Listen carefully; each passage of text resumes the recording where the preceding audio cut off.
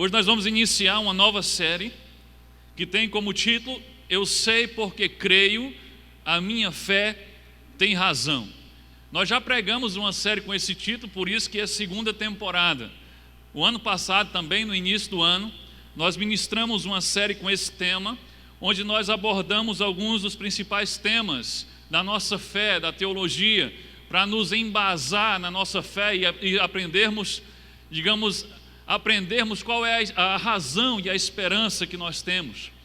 E no ano passado nós vimos sobre eu sei porque creio na Bíblia, eu sei porque creio em Deus, eu sei porque creio em Jesus Cristo e eu sei porque creio no Espírito Santo.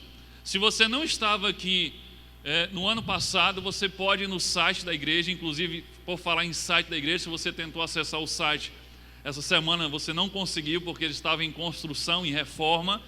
E para essa semana agora o site vai estar no ar com um novo formato, muito mais bonito, muito mais atrativo. Então eu recomendo inclusive que você visite o nosso site essa semana. E aí você pode entrar no site e também assistir a série que foi ministrada no ano passado, para você ver esses 4 temas. E aí a nossa ideia é fazer a segunda temporada abordando novos temas.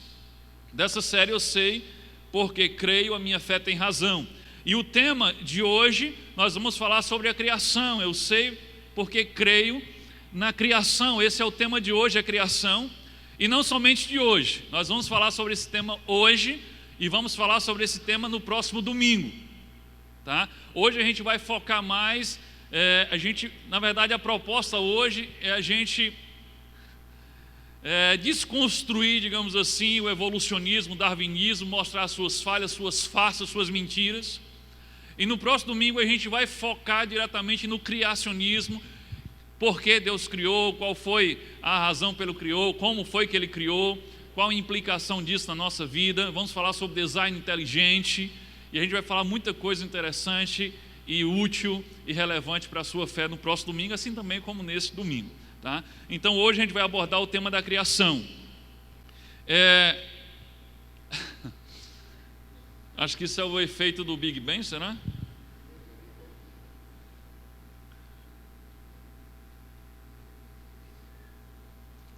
Vamos começar com o nosso texto base para a série, texto inspirativo, 1 Pedro capítulo 3, versículo 15. 1 Pedro capítulo 3, versículo 15 diz assim: tenham no coração de vocês respeito por Cristo e o tratem como Senhor. Estejam sempre prontos para responder a qualquer pessoa que pedir que explique a esperança que vocês têm. Olha a profundidade disso. O que eu entendo aqui é que estar preparado para responder a qualquer pessoa que te perguntar sobre tua fé ou sobre tua esperança em Cristo, você está preparado para responder, também é uma questão de respeito a Cristo. Ele começa dizendo: tenha respeito por Cristo, trate como teu Senhor e esteja preparado, faz parte do mesmo pacote. E esteja preparado para responder a qualquer pessoa que te perguntar a razão da sua esperança, em algumas versões a razão da tua fé. Eu pergunto a você, se alguém chega para você e diz: vem cá, por que tu acredita que Deus criou todas as coisas? Você está pronto para responder por que você acredita que a criação foi feita por Deus e não fruto de uma evolução, como dizem nas faculdades, no meio acadêmico? Se alguém despejar uma enxurrada de argumentos darwinistas e evolucionistas sobre você, você está preparado para rebater com a luz da Bíblia, com aquilo que é a verdade de Deus?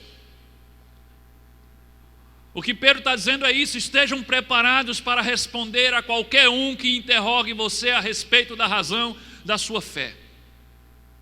Como diz a própria palavra, o povo se perde por falta de conhecimento. E às vezes nós somos ludibriados e enganados e levados pela maioria porque não conhecemos a razão da nossa fé.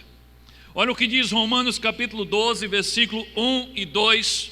O apóstolo Paulo diz assim: rogo-vos, pois, irmãos, pelas misericórdias de Deus, que apresenteis o vosso corpo por sacrifício vivo, santo e agradável a Deus, que é o vosso culto emocional. É isso que está escrito aí?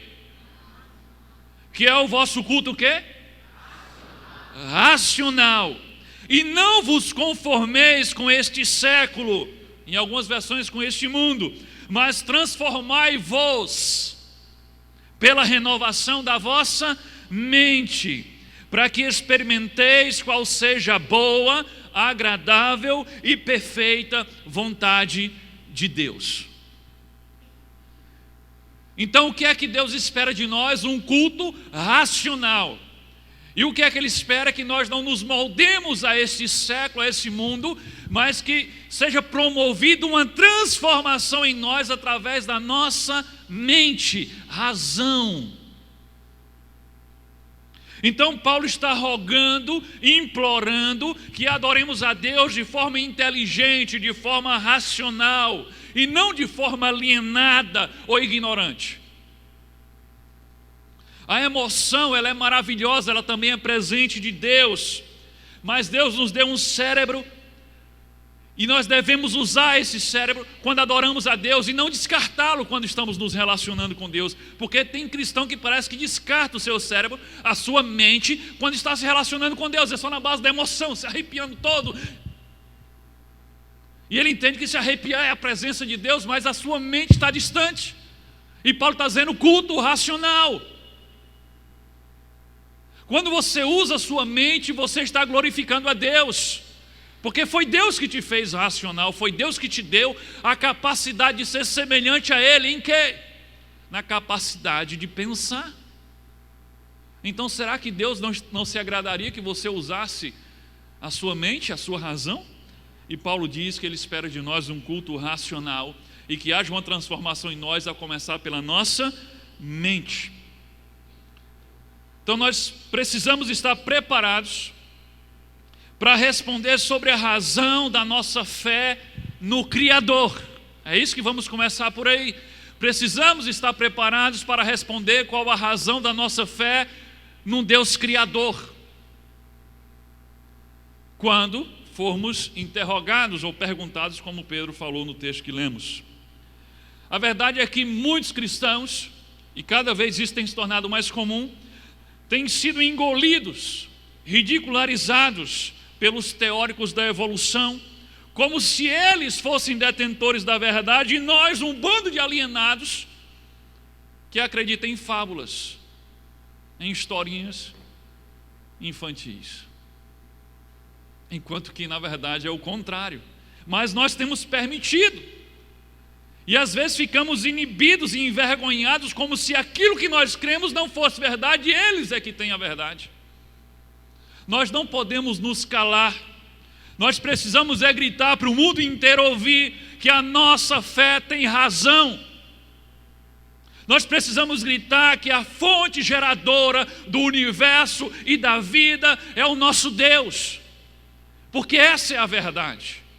Então por que a mentira tem sido dita aos quatro ventos, mas nós que temos a verdade temos nos calado, nos envergonhado, porque somos tratados como se fôssemos uma classe inferior?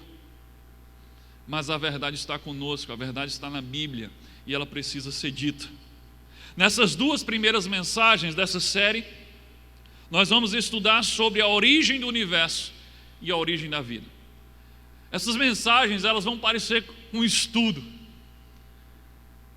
e são um estudo, mas um estudo para esclarecer, abrir a tua mente, te preparar, te capacitar para responder sobre a razão da sua fé. Vamos começar respondendo a seguinte pergunta: qual a importância de descobrir a verdade sobre as nossas origens? Por que esse assunto é importante para tratarmos aqui? Existem muitas razões, eu não vou abordar só algumas bem práticas, mas a razão já está na cara. Deus criou todas as coisas, Ele é o nosso Deus, e vamos falar sobre isso, já é assunto suficiente para se tratar num culto. Ah, mas criação é coisa de escola. Quem disse isso a você? Se está na Bíblia, é assunto de se tratar na igreja. Mas qual a importância de descobrir a verdade sobre nossas origens? Primeiro, você pode completar no seu esboço. O que você acredita sobre suas origens afeta seu senso de valor pessoal. Então, aquilo que você acredita sobre a sua origem, de onde você veio, quem te criou, afeta o seu senso de valor pessoal. Por exemplo, qual dessas afirmações faz você se sentir mais amado e valorizado? A primeira é a seguinte: você é o resultado de uma reação química ocorrida de forma acidental em uma sopa pré-histórica há milhões de anos atrás. Isso faz você se sentir amado e valorizado? Você é um acidente cósmico, químico, acidental. Ou o que é que faz você se sentir amado e valorizado? Se isso não é mais importante, você entender que você é uma criação pessoal de um Deus de amor. Então, quando você descobre a verdade, isso afeta o seu valor pessoal. Você começa a se sentir amado, valorizado. Isso faz toda a diferença para a sua vida. Não é para aprender sobre criação para se sentir melhor, mas ao aprender sobre a verdade da criação, isso te faz se sentir amado e se sentir mais valorizado. Olha só o que diz Bertrand Russell. Este homem é um inglês, provavelmente um dos maiores filósofos ateus do século passado. E olha a verdade que ele diz. Ele é um ateu, um dos maiores. Olha o que ele diz: a menos que você assuma a existência de Deus, a questão do significado e propósito da vida são irrelevantes. Ele admite isso.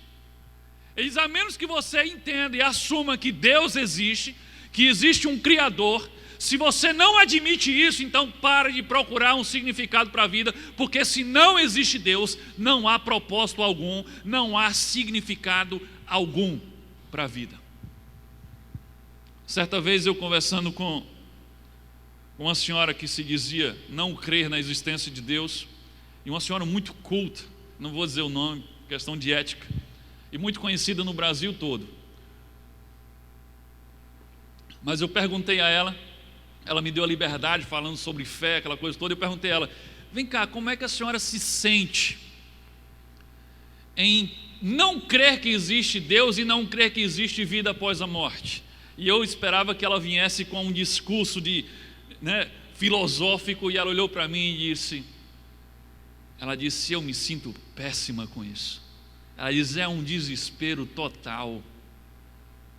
Ela diz: é uma agonia eu imaginar que depois que morrer acabou. Ela diz: como eu queria ter a sua fé, como eu queria acreditar que existe um Deus, mas eu não consigo. Ela dizia: para mim é um desespero viver sem acreditar que existe um Criador. Eu fiquei impactado com a sinceridade dela, mas é mais ou menos o que esse ateu também está dizendo. Se você não acredita que existe um Deus Criador, então para de procurar um sentido para a vida, porque não há sentido se não há um Criador. Se tudo é acidental, então não há sentido na vida. Então adivinha só, sua vida, se não há Criador, a sua vida não vale absolutamente nada. Ela é só um acidente. Inclusive, se alguém quiser tirar a sua vida, pode tirar, porque não há propósito, não há significado, não há valor. Então, aprender sobre as nossas origens afeta o nosso senso de valor pessoal, o quanto somos amados e o quanto somos importantes e o quanto Deus planejou e tem um propósito para a nossa vida. Segunda razão que eu considero importante tratarmos sobre esse assunto: o que você acredita sobre suas origens afeta também os seus relacionamentos. O que você acredita sobre suas origens também afeta os seus relacionamentos. Sabe, uma pessoa que crê na existência de um Deus pessoal, Criador, uma pessoa que se relaciona com esse Deus Criador, ela tende a ter relacionamentos diferentes daqueles que não creem. Por exemplo, o que é que me faz dizer a verdade em situações em que ninguém descobriria que eu estaria mentindo? Só um motivo me faz dizer a verdade em situações em que eu poderia mentir e ninguém saberia. É o meu senso da presença de Deus. É eu crer que existe um Deus pessoal que está em mim e olhando para mim. Um Deus a quem eu tento agradar. Então somente esse senso, essa fé, essa certeza na presença de um Deus criador e pessoal é que me faz dizer a verdade, mesmo quando a mentira não teria como ser descoberta. O que é que faz um filho obedecer aos seus pais, mesmo quando eles não estão presentes? É um senso, uma fé e uma certeza de que o Deus criador e pessoal está olhando para ele, porque os pais não estão vendo, mas Deus está vendo. Agora deixa eu dar um outro exemplo. Imagine que a esposa está no restaurante com o marido, e aí passa uma mulher bem bonita e o marido acompanha a mulher com um olhar. E ela fica indignada com isso. Mas ela não diz nada para o marido, ela vai desabafar com uma amiga. Vamos no banheiro. Aquela história, né? Aí vão lá no banheiro retocar a maquiagem, na verdade elas vão conversar. E ela disse: olha, o meu marido estava olhando para aquela outra que passou. E ela disse: não, amiga, se acalme, entenda uma coisa. No tempo dos homens das cavernas, os homens tinham que se relacionar com muitas mulheres para a procriação. Então é natural que os homens hoje tenham esse hábito, é instintivo deles, está no DNA deles, é uma herança genética pré-histórica do tempo do homem das cavernas. É natural que ele fique olhando e cobiçando as outras mulheres. Ah, sim. Vocês se conformam com isso?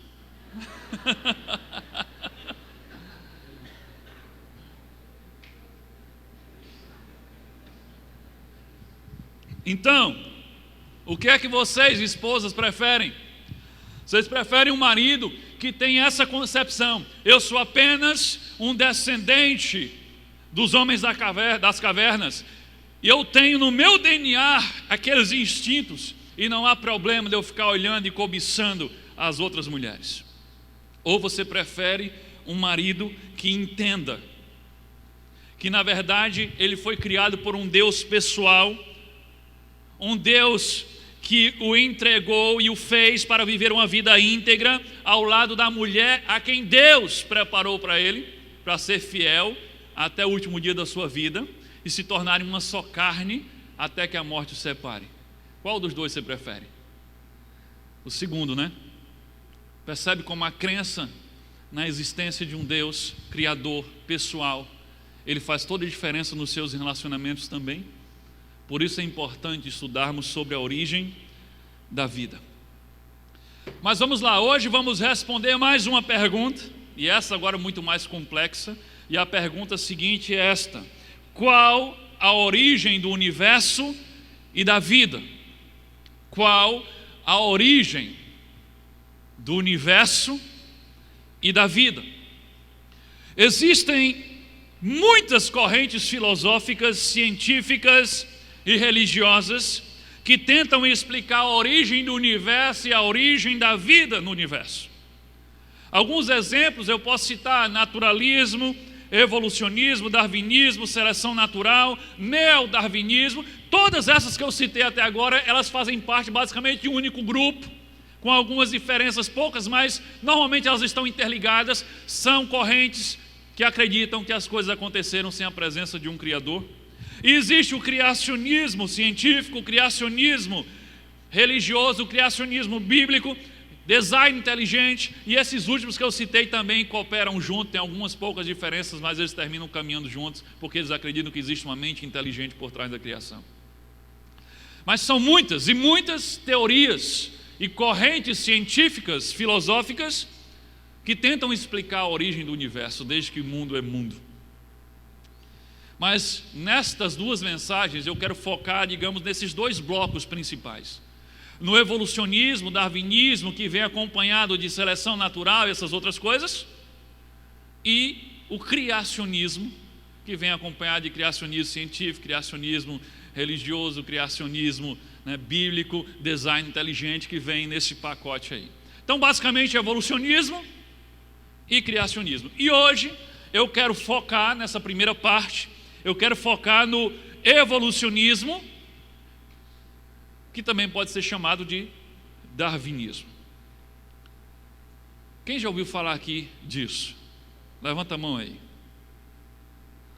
A grande maioria, né? Alguns também ouviram e estavam com preguiça de levantar a mão.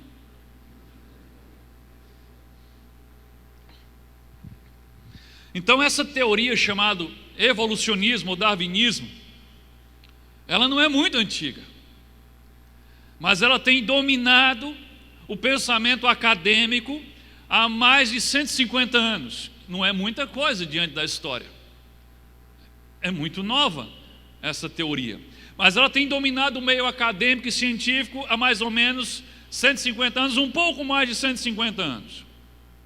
Darwin, né, o grande precursor dessa teoria, ele não foi a primeira pessoa a pensar sobre essa possibilidade. Inclusive o avô dele já havia tecido algumas coisas e ensaiado algumas coisas a respeito da evolução.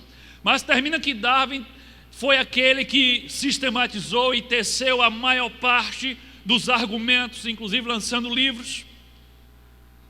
Em 1859, Charles Darwin lançou o livro A Origem das Espécies, onde ele desconstrói neste livro a ideia de um criador do universo. E depois, em 1871, ele lança um outro livro chamado A Descendência do Homem, onde ele sugere que o homem é uma evolução vinda de primatas. É daí que vem aquela loucura de dizer que nós somos descendentes dos macacos. Então, é relativamente novo, mas quem termina endossando e engrossando e trazendo argumentação e publicando livros, quem começa com isso é o Darwin. E é por isso que o evolucionismo termina levando o nome dele também. Você tanto faz evolucionismo como dizer darwinismo. Darwinismo vem de Darwin, então você entende que ele termina sendo o grande porta-voz dessa teoria evolucionista que descarta a presença de um Criador. Então, basicamente, a evolução, talvez o seu grande problema é que a evolução, ela não envolve a figura de um Criador. Essa teoria, ela contraria toda a lógica e todo o raciocínio lógico e mental que você possa fazer. Porque se você chega em um determinado momento e você vê uma construção, por mais que naquele momento você não veja ninguém trabalhando, mas se você vê uma construção, qual é a lógica? É que existe um construtor.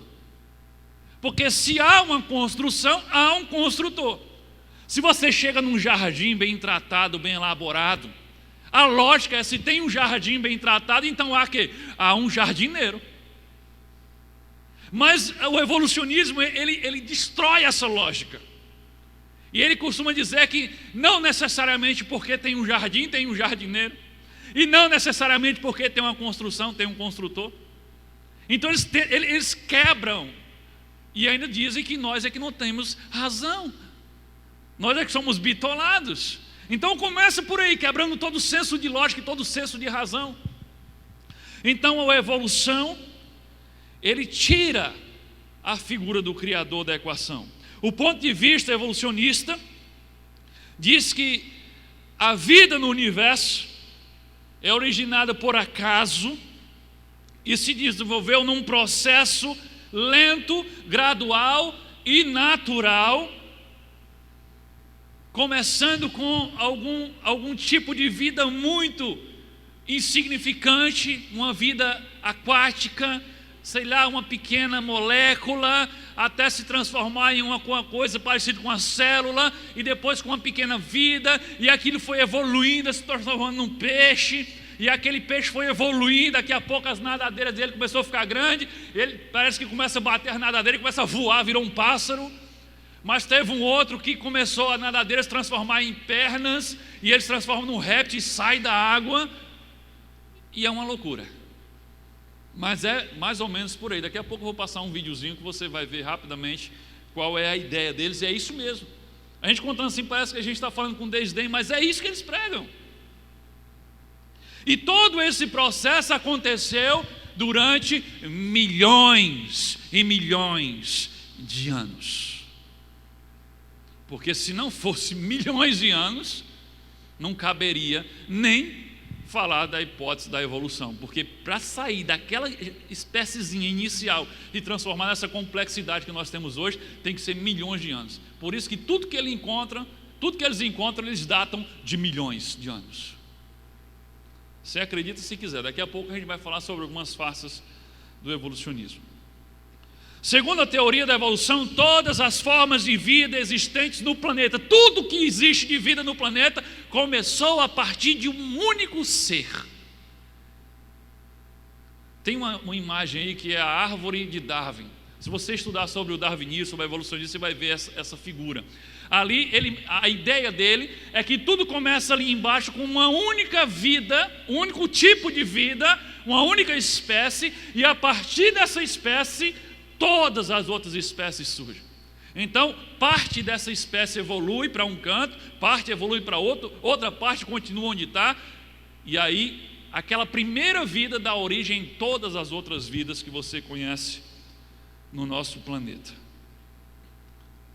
É importante frisar que o autor da teoria da evolução, no caso o Darwin, ele não admite, presta atenção nisso, se concentra aí, o Darwin ele não admite a possibilidade de existir participação sobrenatural de um Criador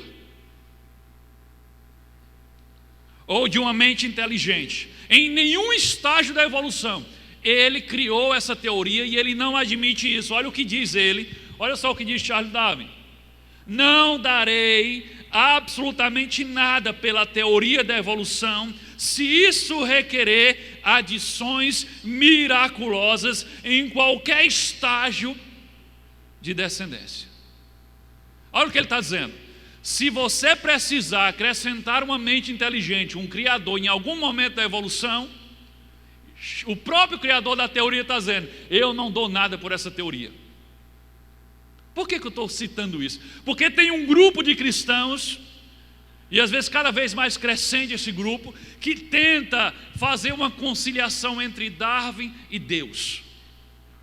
É um chamado evolucionismo teísta, que tenta conciliar e tenta dizer: não, Deus foi quem criou a primeira vida e depois a evolução tomou conta. Inclusive quem surgiu há pouco tempo agora engrossando essa teoria foi o conhecido, né? Figura conhecida, coloca aí, Papa Francisco. Apareceu nos jornais do mundo todo, ele disse isso daí: Deus deu autonomia aos seres que criou e eles evoluíram por milênios até se tornarem o que são hoje. Isso não está na Bíblia. Sabe o que é isso aí? É você tentar conciliar Deus com Darwin. Mas o próprio Darwin diz: eu não admito que bote Deus na minha teoria. Ele inventou uma teoria e agora os cristãos estão tentando usar a teoria dele para explicar o que Deus fez, ou tentando conciliar. Entenda uma coisa de uma vez por todas: é um grande erro tentar conciliar Darwin com Deus, pois Darwin não criou a teoria da evolução para explicar como Deus criou as coisas. A teoria da evolução foi criada para provar que não existe Deus. Logo, isso não pode ter sido fruto da mente de Deus. Você compreende isso? Ah, mas Deus pode ter usado Darwin. Não pode. A teoria da evolução é uma teoria diabólica, mal intencionada, que foi criada com um propósito de provar que não existe um Criador. E ele deixa isso claro: eu não admito que você empurre um Criador em nenhum estágio da minha teoria.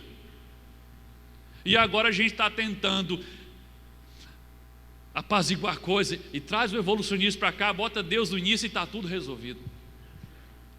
Isso não pode ser conciliado. Logo, essa teoria não pode ser verdadeira, porque uma teoria que é criada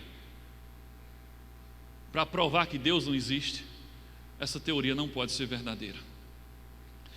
Eu vou passar um videozinho, 3 minutos e alguma coisa, que é um resumozinho do que eles propõem que seja a evolução, e aí a gente continua.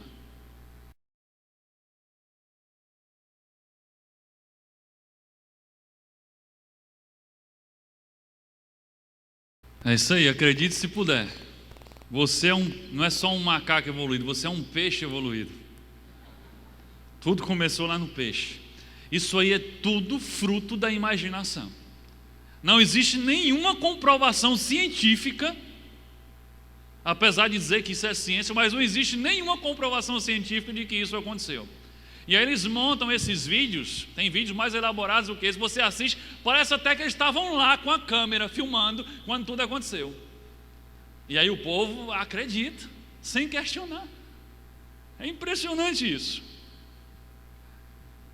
Um bom argumento, aí ele está dizendo o quê? Que toda a vida, inclusive o homem, surgiu a partir de uma única molécula de vida. E depois veio a se tornar tudo o que tem hoje. É essa a teoria da evolução. Mas um bom argumento contra essa teoria de que todos os seres vieram de um mesmo ser, evoluíram a partir de um mesmo ser, é que as espécies que nós conhecemos hoje, elas são biologicamente separadas.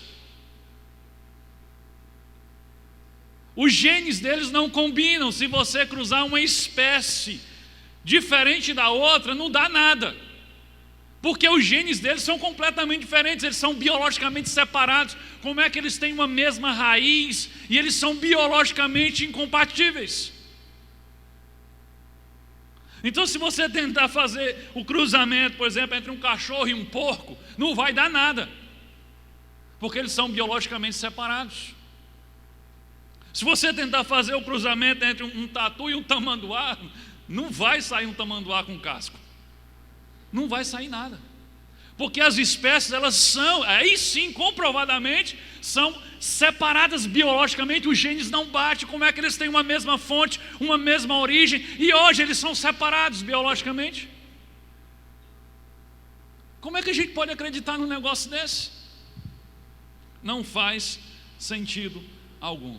A próxima pergunta agora é a seguinte: qual o grande problema com a teoria da evolução? Qual é então o grande problema com a teoria da evolução? E a resposta para isso, eu não estou sendo nada científico, tá? Eu não estou sendo nada científico, nem estou me preocupando com isso. Olha a resposta aí, você pode completar se você quiser. A minha resposta para isso é a seguinte: o maior problema com essa teoria é que ela é uma grande farsa, uma mentira criada com o único propósito de provar que não existe um Criador. Para mim esse é o grande problema da teoria da evolução. Não é que ela é uma boa teoria, mas eles erraram só em não botar Deus no início da coisa. Tentar botar Deus agora na teoria é como se você pegasse uma casa e arrancasse o alicerce da casa e botasse em cima do telhado. É você tentar tirar aquilo que era a essência, o início, arrancar e botar no telhado, que é o final. Então, para mim, o grande problema da teoria da evolução é essa. É que é uma grande farsa, uma grande mentira, criada com o único propósito: provar e dar a entender que não existe um Criador, que Deus não existe. Na verdade, o evolucionismo e o darwinismo não estão sinceramente buscando a resposta para a origem do universo e nem a origem da vida. Na verdade, eles já sabem qual é a origem da vida. Eles sabem que existe um Criador e uma mente inteligente por trás de tudo isso. Essa teoria é uma grande farsa, cheia de manobras e mentiras. Todo esse movimento naturalista, materialista, faz parte de um grande plano diabólico para tirar Deus do foco. E a gente tem que abrir o olho disso, porque está ganhando espaço. Poucas pessoas entendem isso e atentam para uma coisa muito interessante. Quando é que na história surge o darwinismo? Nós vimos agora há pouco o lançamento dos livros do Darwin. 1859, quando ele lança o livro A Origem das Espécies. O que é que estava acontecendo no mundo quando o darwinismo chegou? Estava acontecendo a Revolução Industrial. E o que é que se propõe a Revolução Industrial? O que é que precisava a Revolução Industrial?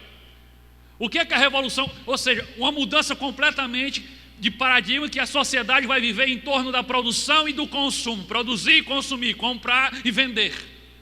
A Revolução Industrial era isso, mudar completamente o mundo. E o que é que a Revolução Industrial precisava para ser bem sucedida, para prosperar? Ela precisava desenvolver uma cultura de materialismo e consumismo no mundo. Porque se não existisse essa cultura de materialismo e de consumo, a Revolução Industrial não ia colar, não ia pegar.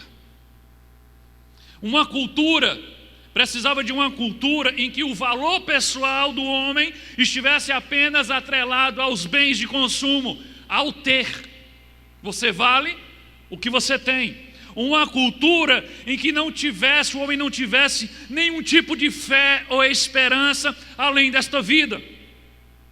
Uma cultura em que ele fosse escravo do trabalho, escravo do consumo, morrer de trabalhar para poder comprar coisas que você não precisa. A gente está nessa roda giratória louca até hoje. E somente uma coisa poderia atrapalhar o progresso da Revolução Industrial. Somente uma coisa poderia atrapalhar o surgimento de uma cultura de homens zumbis. Sabe o que era? A fé em Deus, a crença nos ensinamentos de Jesus, que ensinava uma vida humilde, desapego às coisas materiais e a esperança na vida eterna. Só isso poderia atrapalhar que essa cultura fosse implantada no mundo. Então, de repente, como que do nada, surge Darwin para resolver o problema. E aí ele surge trazendo a sua teoria da evolução, com o seu livro A Origem das Espécies, a descendência do homem, o homem veio do macaco, não existe um Criador, não existe Deus, você é um acidente. Eu fico pensando que esses livros de Darwin, em situações normais, com essa teoria absurda, sem pé e sem cabeça, porque é isso que a teoria da evolução é, uma teoria absurda, sem pé e sem cabeça. Se você estudar a fundo, você vai começar a rir dessa teoria.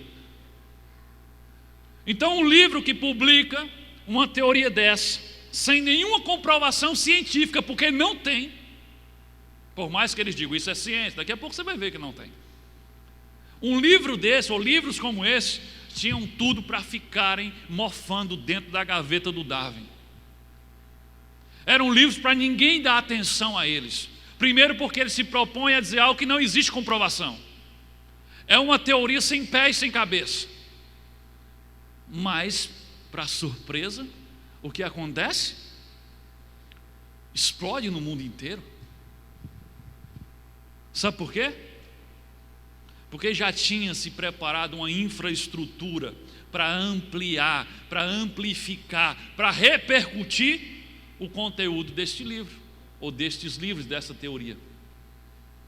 A mídia, tudo que Darwin falava, a mídia publicava. Daqui a pouco vocês vão ver isso também.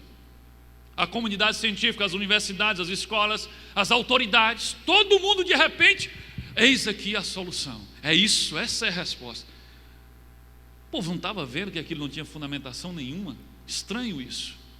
Em condições normais, o povo ia rir do livro de Darwin. Se você quiser discordar, você discorda. Na minha opinião, a teoria da evolução foi encomendada e patrocinada para cumprir o propósito de tornar o mundo ateu, materialista. Na minha opinião, a teoria da evolução é parte de um plano maior e não tem como propósito buscar sinceramente a origem do universo e da vida. como é que explica que uma teoria sem pé e sem cabeça tenha sido empurrada de goela abaixo praticamente em todas as culturas do mundo? E ninguém conseguiu ver o que está claro? Por exemplo, os livros didáticos, tem uma imagem aí, mas os livros didáticos estão abarrotados dessa farsa. Mesmo sem nenhuma comprovação científica, todos os livros didáticos trazem essa farsa como verdade. Você vai numa escola secular e lá ninguém fala de criacionismo, lá darwinismo é a verdade absoluta, e ai de quem ousar questionar isso. Quem patrocinou isso? Quem empurrou isso de goela abaixo no meio acadêmico?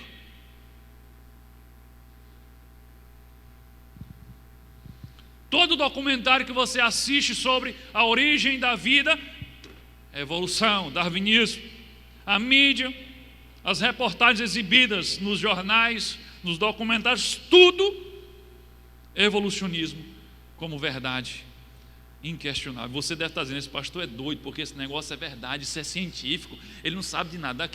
Vai segurando aí. Vá segurando aí, que daqui a pouco você vai entender por que eu estou falando assim do Darwizinho. A filosofia que foi usada para empurrar de goela abaixo o evolucionismo é a filosofia de Adolf Hitler. Sabe o que é que Hitler dizia? Eles aprenderam direitinho. Ele dizia assim: torne a mentira grande, simplifique-a, continue afirmando-a e eventualmente todos acreditarão nela. Não, mas saiu no jornal, gente, é verdade. Não, mas saiu no Fantástico. Quem ousa questionar uma reportagem que sai no Fantástico?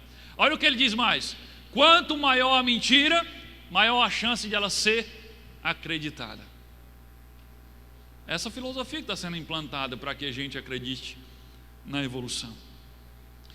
Eles não querem provar a origem da vida, o que eles querem de fato é provar a não existência de Deus. Eu repito isso. Quem está por trás disso então? Você está dizendo, esse pastor está com uma teoria da conspiração. Quem está por trás disso? Olha, você é livre para discordar de mim nisso que eu estou falando. Quando eu falar de um texto bíblico, aí você não pode discordar, mas disso você pode discordar, tá? Quem está por trás disso? Desse projeto todo que eu estou falando? Humanamente falando, os líderes da nova ordem mundial. Se você assistiu, esteve aqui durante a série Eu Creio na Segunda Vinda de Cristo, você sabe do que é que eu estou falando. Se você não estava, vai lá no site e assiste a série Eu Sei Porque Eu Creio na Segunda Vinda de Cristo. Você vai se surpreender com algumas coisas. E diga-se de passagem, esses que estão nessa missão, dessa nova ordem mundial, estão conseguindo já cumprir o seu propósito, que é preparar o mundo para a chegada do anticristo. Está bem pertinho de conseguir. E uma das coisas que eles precisam é isso: tornar um mundo desfocado em Deus, materialista, naturalista, ateu. Então, humanamente falando, essa turma que está por trás disso. E espiritualmente falando, preciso dizer quem está por trás? O próprio. Ele tem como objetivo afastar o homem da presença de Deus. Então um plano como esse não poderia ter um outro arquiteto, a não ser o inimigo de nossas almas.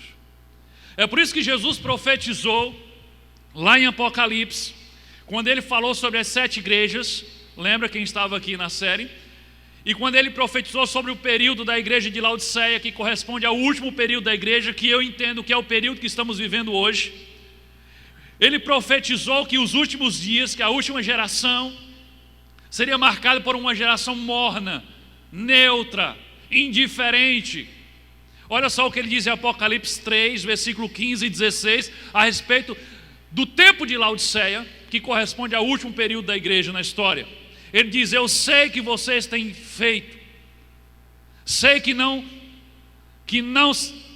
são nem frios nem quentes, como gostaria que fosse uma coisa ou outra, mas porque são apenas mornos, nem frios nem quentes, vou logo vomitá-los da minha boca. Se você não estava na série, talvez você não entenda isso, você vai ter que voltar lá para ver a série. Mas as 7 igrejas, elas são históricas, mas também são profecias para o futuro. cada uma das 7 igrejas de Apocalipse, ela também representa uma era da igreja no futuro. E as características ficam claras. E uma das coisas que Jesus está dizendo aqui é que na era de Laodiceia seria marcado por um povo morno. E é exatamente isso que a gente está vivendo nessa época. Pessoas que se autodenominam neutras. Elas não creem em Deus e elas não creem no diabo. Elas não creem no céu, elas não creem no inferno. Elas não creem em anjos, mas também não creem em demônios. Elas são naturalistas. Elas acreditam em quem? Na mãe natureza. Já ouviu isso? É o poder da mãe natureza. É a força da mãe natureza. Quem é essa mãe natureza que eu nunca vi?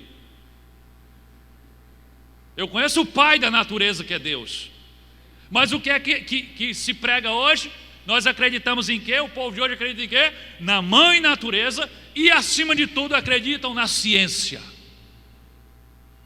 A ciência tornou-se a grande religião mundial. E a religião inquestionável. Nós estamos treinados para acreditar em qualquer baboseira que seja dita acompanhada da seguinte frase: foi comprovado cientificamente. Qualquer besteira que diga e siga da frase: isso foi comprovado cientificamente. Essa caixa de som que você está vendo preta, na verdade ela é branca e está comprovado cientificamente. Então é branca mesmo. É só dizer, está comprovado cientificamente, pronto, ninguém questiona mais. Peraí, que método você usou? Que método científico foi esse? Onde é que você encontrou essa resposta? Não, esse pedaço de osso tem 80 milhões de anos. Está comprovado cientificamente. Como é? Como é que você chegou a essa ideia? Como é que você consegue ser preciso nisso? Pega um pedaço de osso agora e você consegue dizer que ele deu 80 milhões de anos. E consegue dizer, pelo pedacinho de osso, você consegue dizer qual era o modelo do animal todinho. Tem que ser muito criativo. É um negócio absurdo. É uma ciência que adivinha as coisas. Mas está comprovado cientificamente. Então o darwinismo, o evolucionismo, ele tem cumprido bem o papel de quebrar as bases da fé em Deus na vida eterna. E agora o homem está pronto para mergulhar de cabeça e de forma desenfreada num materialismo sem propósito e sem significado algum. Você deve estar, o pastor está viajando na maionese. Não existe essa motivação do evolucionismo de combater a fé e de tornar o mundo ateu, de ser contra aquilo que é de Deus. Não, os caras são só cientistas que estão tentando descobrir a origem da vida. É só isso. Só isso? Olha essa foto aí. Bota a foto aí desse camarada. Esse camarada aí, Richard Dawkins. Esse cara tem sido e assumido o papel do porta-voz do evolucionismo no tempo moderno. Diz que é cientista, mas faz muito tempo que ele não pisa no laboratório. A única coisa que ele faz é repercutir as ideias de Darwin. Mas você prestou atenção no que está escrito na camiseta dele? Ali é uma campanha que ele está fazendo, está escrito em inglês, mas a tradução daquilo dali significa religião. Juntos podemos encontrar a cura. É isso que está escrito na camiseta dele. É uma campanha, entre muitas campanhas que ele tem feito. E olha o que tem na camiseta dele: religião. Juntos nós podemos encontrar a cura. E sabe que religião é essa que ele está falando? A religião a que ele se refere é a crença em um Deus pessoal e criador. É essa religião a que ele se refere. E para ele, a crença na existência de um Deus pessoal e criador, para ele isso é uma doença que precisa ser curada, arrancada, exterminada da face da terra. Então esses camaradas aí que dizem que são cientistas, é isso que eles estão fazendo na verdade. Eles não são cientistas. Essa turma não é cientista. Eles são, na verdade, militantes do movimento que luta para tornar o mundo ateu. E eles têm conseguido isso, em parte. Hoje, principalmente nos meios acadêmicos, fé e religião, Bíblia, Deus, são coisas para gente ignorante e atrasada, bitolada. Ou não é assim? Chega no ambiente acadêmico, na universidade, o que? Bíblia, Deus, fé. Ah, tu ainda está nisso, cara. Aqui é um ambiente científico. Deus, não, aqui a gente discute ciência. Eles estão conseguindo isso. Nos ambientes onde formam as próximas gerações, os líderes, os cientistas, os professores, os advogados. Neste ambiente, já é um ambiente de predominância de ateu, inclusive os professores. Então eles têm conseguido. Os evolucionistas não estão preocupados em fazer ciência, e sim em exterminar toda e qualquer forma de crença na existência de Deus. Os evolucionistas, entenda, não é aquele que acredita na evolução, de repente porque não estudou bastante. Estou falando de evolucionistas, os militantes dessa causa. Eles não têm escrúpulos. Eles são capazes de fazer qualquer coisa para endossar a sua causa e alcançar os seus objetivos. E é por isso que a partir de agora, pensei que estava terminando a mensagem. A partir de agora, eu quero falar das mentiras e das farsas por trás do evolucionismo, e você vai entender por que eu estou dizendo tudo isso que eu disse. Você pode ter me julgado até agora me escuta. Só para distrair, vamos passar um videozinho falando da evolução do homem, assim, bem detalhado, de onde é que você veio, segundo eles. 55 segundos, rapidinho.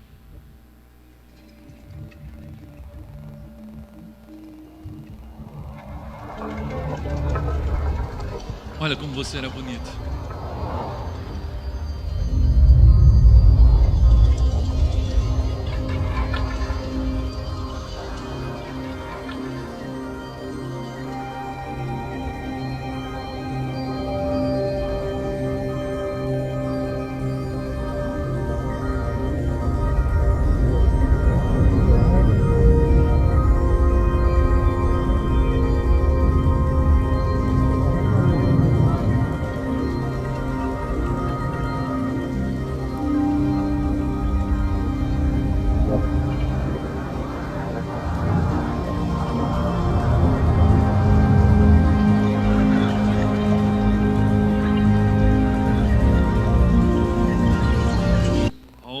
Coisa mágica.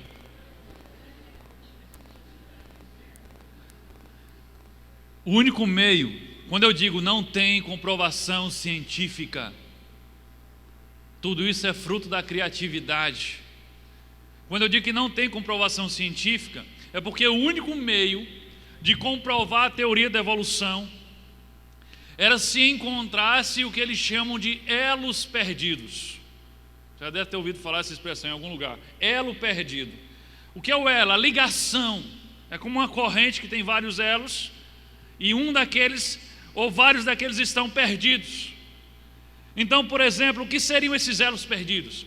Seriam animais, ou fósseis de animais, restos, esqueletos de animais, intermediários. Por exemplo, se um determinado animal, se um pássaro surgiu a partir de um réptil, então deveria encontrar um fóssil de algum réptil com asas crescendo.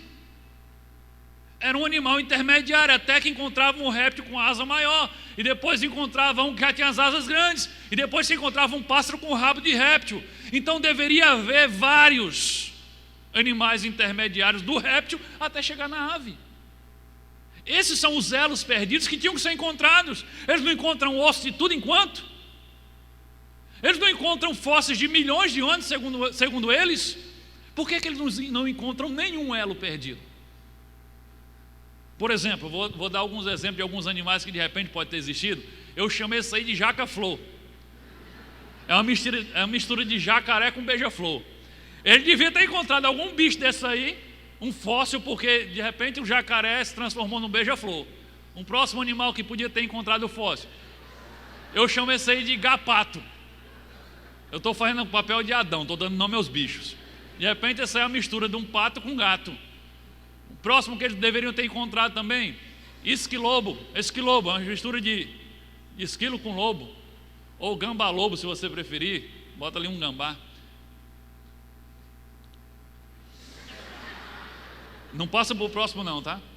Esse aí é o galocão. Não é que ele está loucão, é o galo-cão. Então, se de repente o galo se transformou num cachorro, tinha que ter algum fóssil de cachorro que ainda tinha alguns traços do galo. Ele devia ter outro que ainda tinha asa, que depois a asa foi diminuindo, e depois o cachorro virou um focinho, veio do bico. Mas devia ter alguma coisa assim. Mas eles não encontram. Agora tem um especial.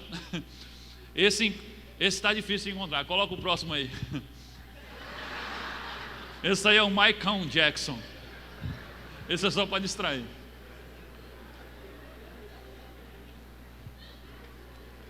Mas esses são os elos perdidos que ninguém encontra. Pode tirar o Michael Jackson. Então você está compreendendo o raciocínio? Se os animais evoluíram todos a partir de uma só espécie, então tem que existir esses animais intermediários, os restos mortais deles, os fósseis. Por que que encontra de um aqui, encontra de outro aqui, mas não encontra os intermediários?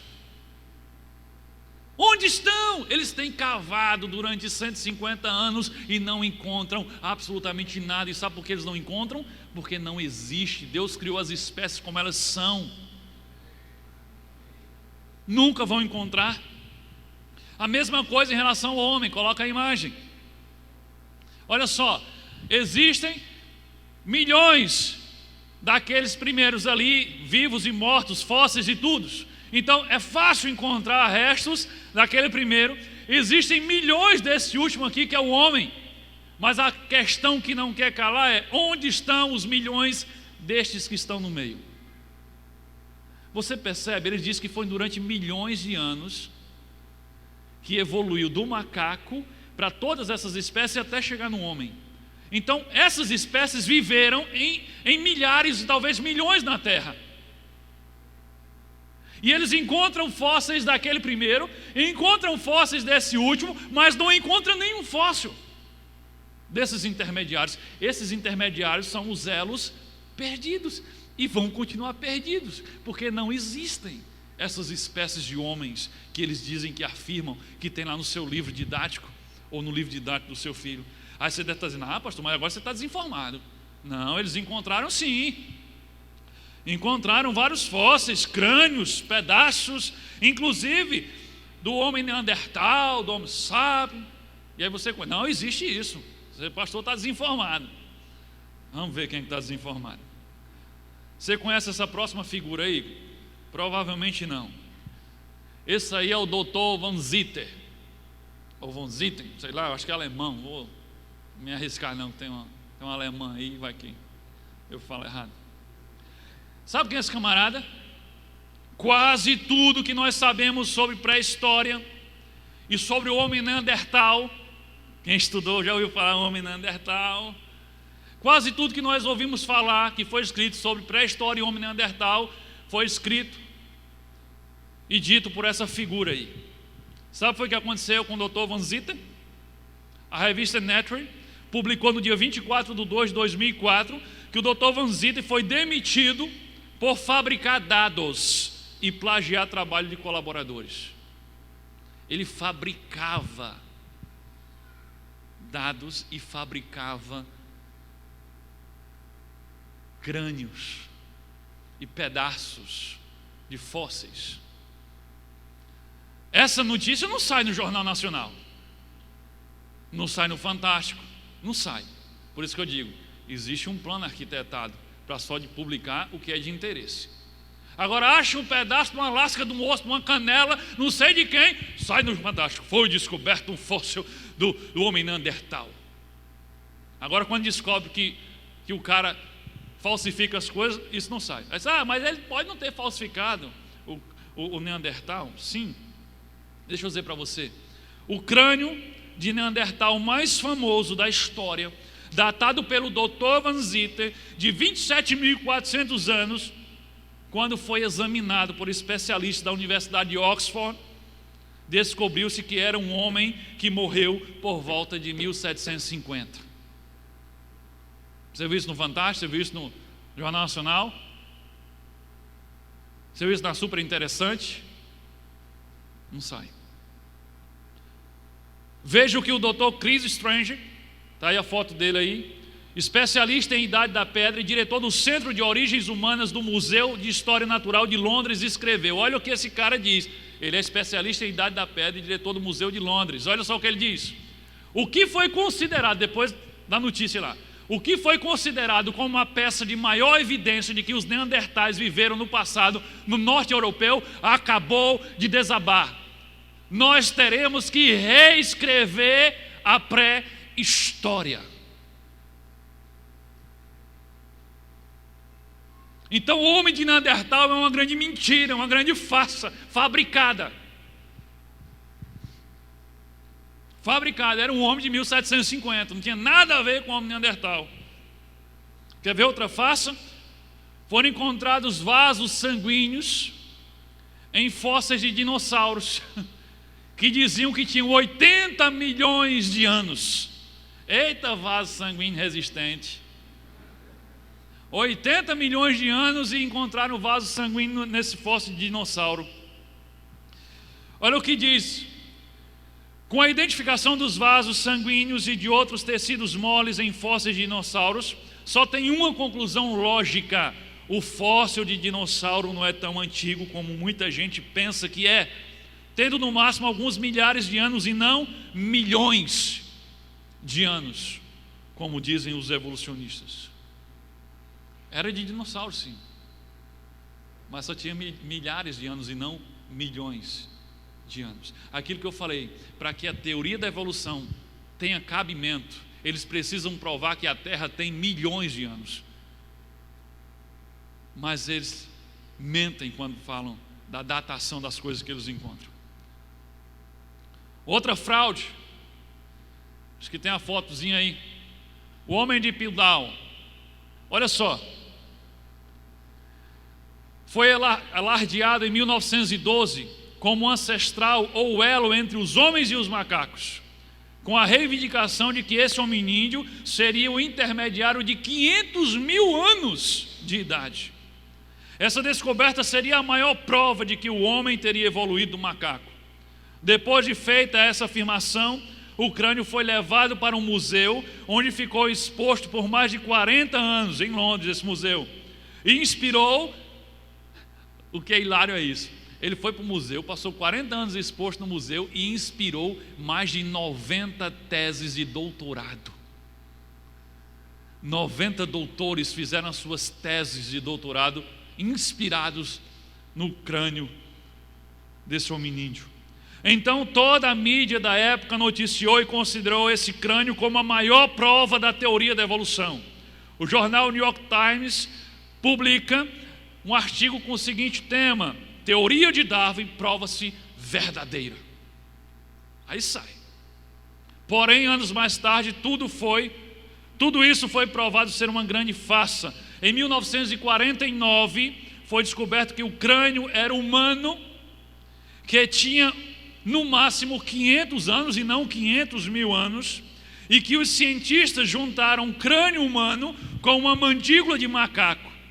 Os dentes foram lixados e tudo tratado com substâncias químicas para parecer objeto falsificado. Quando isso veio à tona, o crânio foi retirado do museu e nunca mais encontraram um outro elo perdido como esse.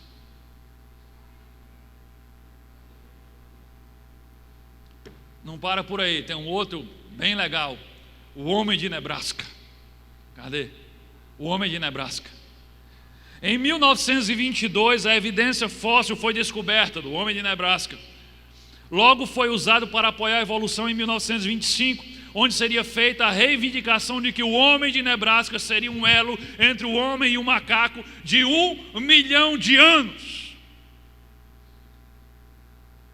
O que aconteceu na verdade foi o seguinte: eles encontraram um dente Eles tinham achado um dente. E a partir de um dente, eles desenvolveram uma mandíbula. E a partir da mandíbula, eles inventaram um crânio. A partir do crânio, eles inventaram um esqueleto. Depois inventaram pele. E depois inventaram até a namorada dele que está ali agachada olhando para ele. Lucy. Você percebe, eles encontraram um dente.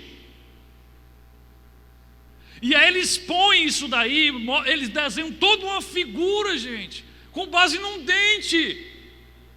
E diz, este daqui é um ancestral, é um elo perdido, esse foi um homem de Nebraska, 1 milhão de anos. Eles encontraram um dente, já seria um absurdo.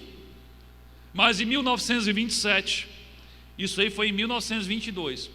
Em 1927, 5 anos só depois, foi descoberta a fraude. O dente era um dente de um porco selvagem da América do Sul, chamado pecari. Não era só que era só um dente, era um dente de porco.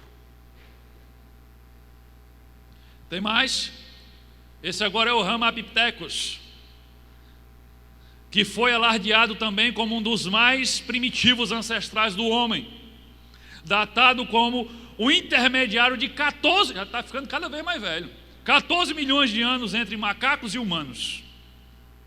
Em 1930 foi encontrado, a história aconteceu assim, em 1930 foi encontrado um maxilar, não foi o esqueleto todo, foi encontrado um maxilar dividido em 2 partes, que posteriormente seria emendado propositadamente na forma de parábola, forma que é característica da estrutura do maxilar humano, como nós vemos na figura, porque o maxilar do macaco é em forma de U. Então eles pegaram um maxilar partido e emendaram de propósito uma forma que parecesse um maxilar humano. A notícia foi tão bombástica que a revista Time, eu acho que tem aí o slide, a revista Time publicou: Ramapithecus é estruturado para ser, olha só a notícia, é estruturado para ser o ancestral ideal de hominídeo. Se ele não for, olha o que eles dizem, morre pela própria boca. Se ele não for, nós não temos qualquer outra coisa que é. Eles já reconhecem que tudo que eles inventaram atrás disso já era. Ele está dizendo, se esse aqui não for, não existe nada que seja. Morreu pela língua. Em 1977, pouco depois da publicação da revista Time citada, a montagem errada do maxilar foi descoberta, e isso tornou o Ramapithecus 100% macaco, excluindo ele da linhagem humana. São só alguns exemplos de como tem mentira. Isso são exemplos de como os ditos cientistas da evolução têm usado de má fé para endossar sua tese. E sabe o que é mais lamentável? É que essas coisas são descobertas, são comprovadas que é mentira, mas elas não são retiradas dos livros didáticos. Você vai para uma aula de história e estão lá falando desses elos perdidos que nunca foram encontrados, que era tudo mentira. Ou então, de uma unha, de um dente, que encontraram e fizeram todo um desenho, dizer, esse aqui era o seu ancestral. Não existe comprovação científica para a evolução. Outra coisa, outra mentira que eles tentam empurrar de goela abaixo é que os darwinistas, os evolucionistas insistem em dizer que o criacionismo é uma teoria meramente religiosa e defendida apenas por fundamentalistas.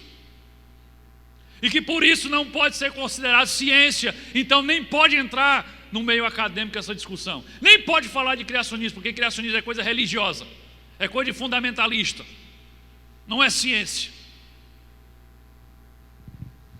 Dizem que o debate entre criacionismo e evolucionismo, na verdade, é um debate entre ciência e religião.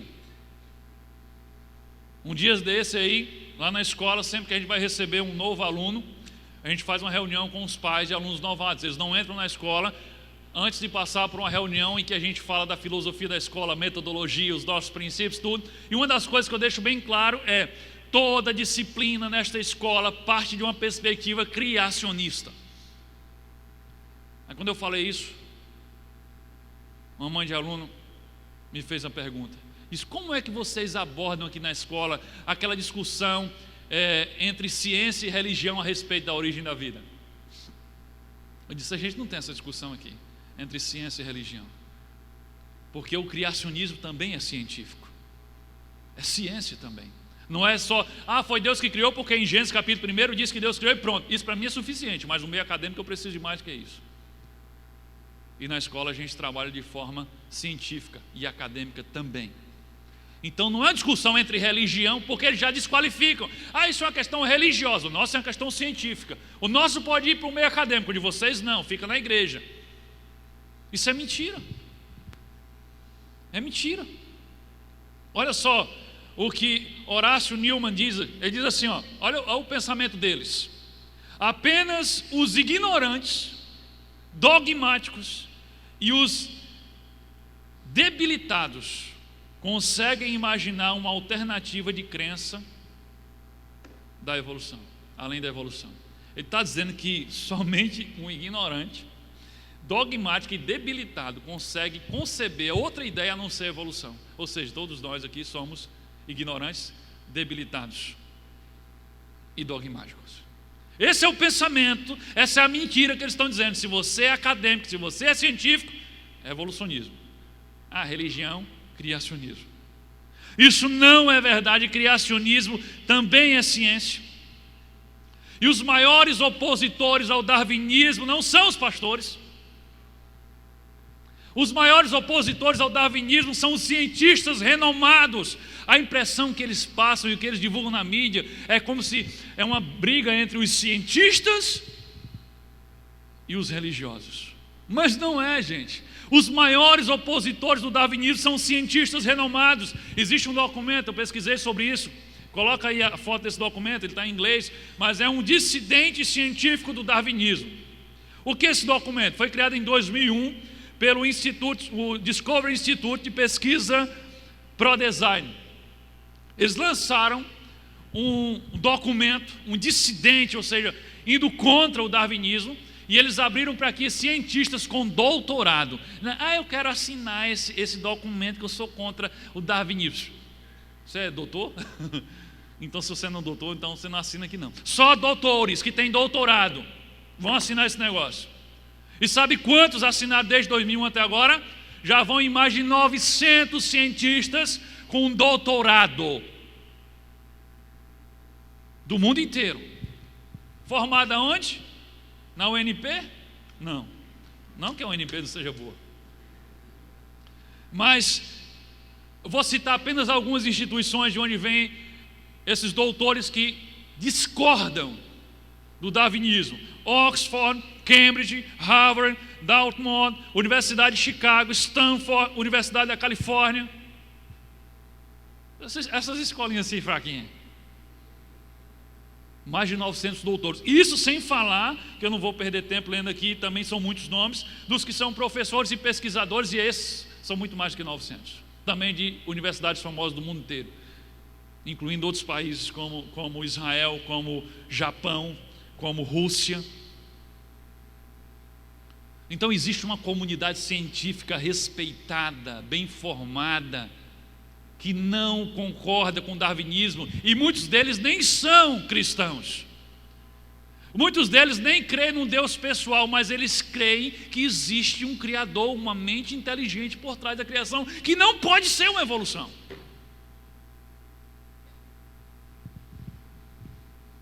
Então, criacionismo não é coisa de fundamentalista, nem coisa só de religioso. É algo também científico, e essa discussão não é entre religião e ciência, pode ser entre ciência e ciência, porque o criacionismo também tem argumentação científica.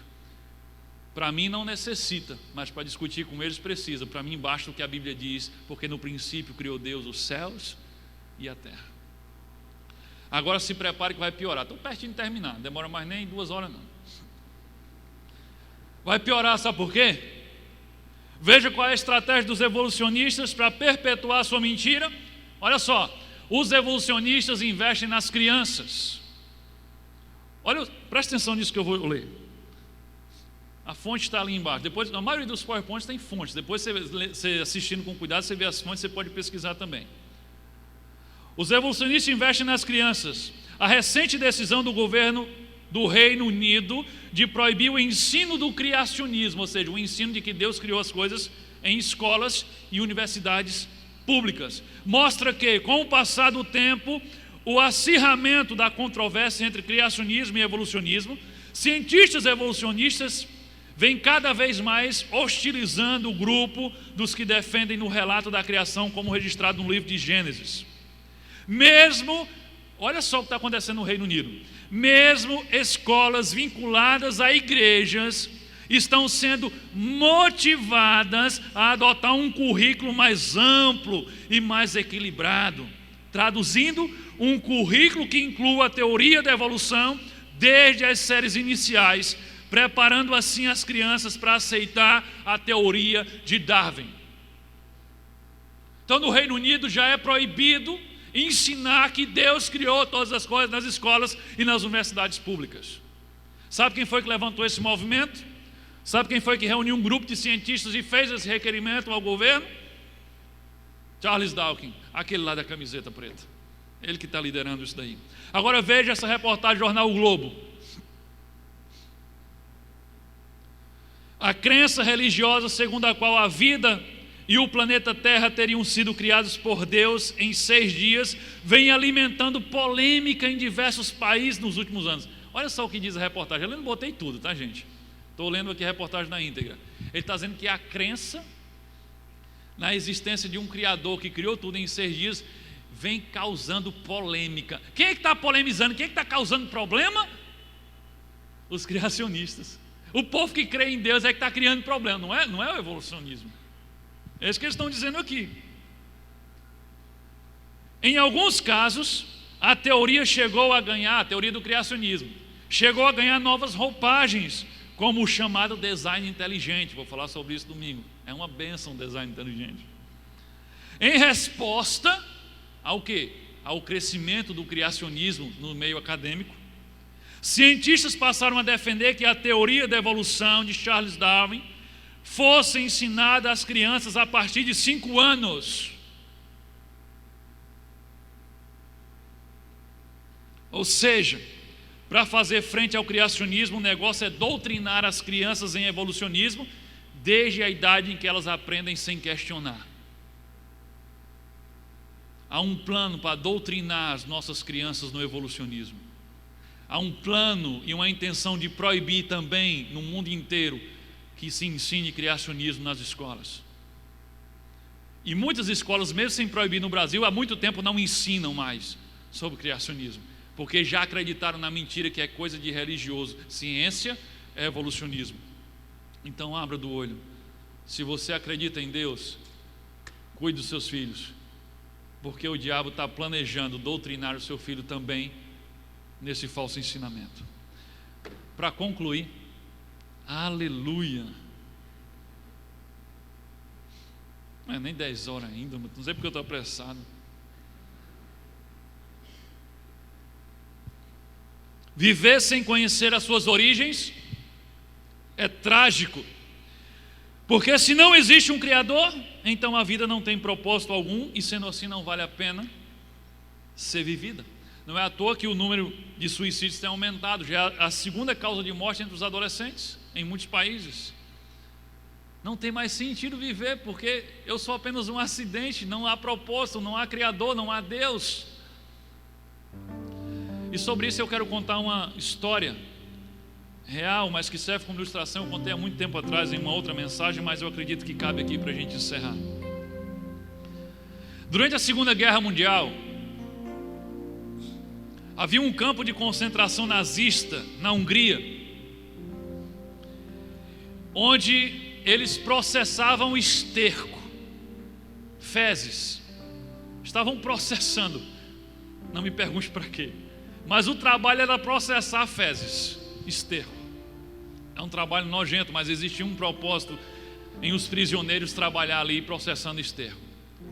Um certo dia, os aliados na Segunda Guerra bombardearam aquela fábrica, que era indústria lá de esterco, de processamento de esterco. Destruiu tudo, ficou tudo às ruínas. Mas as pessoas não morreram. E aí os nazistas não sabiam o que fazer com aqueles prisioneiros, porque eles não podiam mais trabalhar, porque não existia mais a fábrica de processamento de esterco. E aí, só para fazer o mal, eles disseram para os prisioneiros naquele campo de concentração: vamos carregar todo o entulho da fábrica que foi destruída para aquele terreno vazio ali do outro lado. E aí eles começaram dias, semanas, carregando todo aquele entulho. Tiraram, limparam todo o terreno e botaram o entulho no outro terreno. Quando terminaram, eles disseram: agora vamos pegar todo esse entulho e levar de volta para lá. E depois agora vamos pegar e levar de volta para o terreno. E eles ficaram fazendo isso. E aquelas pessoas começaram a entrar em desespero, porque era um trabalho sem propósito, era uma vida sem significado, não tinha sentido algum estar levando as coisas de um lado para o outro, sem um propósito, sem uma razão, sem um significado. E diz que eles entraram em depressão, entraram em desespero, que eles se jogavam em cima dos soldados, porque eles queriam tomar um tiro para morrer, porque eles não aguentavam mais viver uma vida sem significado. Aquilo não fazia sentido algum. E muitos deles suicidavam-se assim. Eles partiam para cima dos soldados porque eles queriam levar um tiro, para que pudessem morrer e deixar de viver aquela vida sem sentido. Aquilo trouxe depressão. Sabe por que isso? Porque nós somos feitos para ter significado. Nós fomos criados com um propósito, com uma razão, por um Deus criativo, por um Deus de amor. E uma vida sem propósito não vale a pena ser vivida. O diabo está tentando tirar de nós o significado, está tentando nos afastar da presença de Deus, e a gente está aplaudindo ele, dizendo que eles são inteligentes, que eles são cientistas.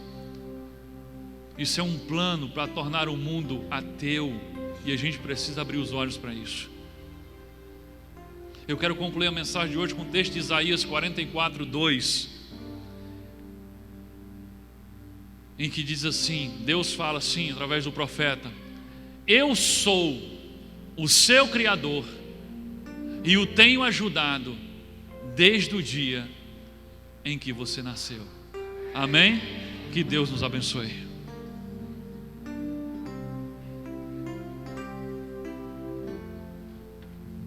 Fique em oração. Meu amado, você não está aqui por acaso, assim como você não foi criado por acaso. Deus tem um propósito para a sua vida, Deus tem um plano, Deus não cria nada à toa. Deus não ia criar um ser tão complexo e maravilhoso como você para viver uma vida sem propósito, sem significado. Deus trouxe você aqui hoje por uma razão. Ele queria que você descobrisse que Ele existe, que Ele se importa com você, que Ele criou você e que Ele tem um plano para a tua vida. Mas não adianta ficar: Deus, qual é o plano que o Senhor tem para mim? Primeiro você entrega a sua vida a Ele. Primeiro você o convida para ser o teu Senhor. Deus não se revela para quem não se compromete com Ele. Deus não revela a sua vontade para quem não está interessado em cumprir. Então, se você quer conhecer a Deus, a primeira coisa que você faz é abrir o teu coração e convidá-lo para entrar, para ser o teu Senhor. Jesus certa vez diz: eis que estou à porta e bato, se alguém ouvir a minha voz, eu entrarei. Ele está à porta, Ele está batendo. Ele está deixando claro que Ele não arromba o coração de ninguém, Ele não obriga ninguém a servi-lo, a recebê-lo, mas Ele tomou a iniciativa. Há 2000 anos atrás Ele esteve aqui, morreu na cruz, pagou a dívida do nosso pecado, que era aquilo que causava separação entre nós e o nosso Deus. Ele pagou a dívida do pecado, quitou o nosso pecado, e agora não existe mais nada que possa impedir você de entrar na presença de Deus e ter um relacionamento pessoal com um Deus Criador. Isso você faz através de Jesus, porque Ele diz: eu sou o caminho, a verdade e a vida. Ninguém vem ao Pai a não ser por mim. Se você está aqui hoje e você não é discípulo de Jesus, como é que eu sei que não sou discípulo de Jesus? Se você nunca entregou a sua vida a Ele, e se você não vive preocupado com a vontade dele. Se você vive de acordo com a tua vontade, se você vive de acordo com os seus próprios desígnios, você não é discípulo, porque discípulo vive para agradar ao seu mestre. Você algum dia fez uma oração sincera em que você convidou Jesus para entrar na sua vida e ser o teu Senhor? Nunca fez isso? Então você não é discípulo de Jesus. Você não abriu a porta. Eis que estou à porta e bato. Eu não vou deixar você sair daqui hoje sem ter a oportunidade de abrir a porta do seu coração para o Deus Criador do universo. Porque apesar de tão grande, tão imenso, tão poderoso, Ele conhece você melhor do que você mesmo se conhece. A palavra de Deus diz que Ele formou você no ventre da sua mãe. Ele ama você. E é por isso que Ele enviou Jesus aqui, para resgatar você. Então, se você quer entregar a sua vida a Jesus e ser discípulo, se você quer receber ao Senhor como o teu Senhor e como o teu Salvador, onde você está, feche seus olhos e você vai fazer uma oração nesse momento. Essa oração não vai tornar você um religioso. Essa oração vai tornar você um discípulo de Jesus. Essa oração não vai tornar você membro da Igreja Batista Vida Nova. Essa oração vai tornar você discípulo de Jesus. Feche seus olhos e diga assim: Senhor Deus, em nome de Jesus, eu reconheço que sou pecador. Eu reconheço que eu preciso da Tua graça, da Tua misericórdia e do Teu perdão sobre a minha vida. Me perdoa, Senhor, por todo o tempo em que eu vivi longe da Tua vontade, por todo o tempo em que eu vivi para mim mesmo. Hoje eu ouvi a Tua voz. Hoje eu senti o Senhor bater na porta do meu coração. E hoje eu decido abrir essa porta para o Senhor. Entra na minha vida, entra no meu coração, faz morada em mim, seja o meu Senhor e o meu Salvador. Se há alguma coisa em mim que não te agrada, eu abro mão disso agora e peço que o Senhor retire de mim. Implanta no meu coração os Teus valores. Me ensina a gostar de tudo que o Senhor gosta. Me ensina e me faz ser atraído por tudo que Te atrai. E me fortaleça para que eu possa dizer não, que eu possa rejeitar tudo aquilo que o Senhor reprova. É em nome de Jesus, aquele que morreu na cruz e ressuscitou ao terceiro dia, que eu Te entrego a minha vida, Deus. Amém. E louvado seja o nome do Senhor. Meu amado, se você fez essa oração de todo o teu coração, não por constrangimento, mas porque você foi tocado pelo Espírito Santo de Deus, isso significa que você nasceu do Espírito para uma nova vida com Cristo. As coisas velhas já não têm mais importância. A Bíblia diz que tudo passou e agora eis que tudo se fez novo.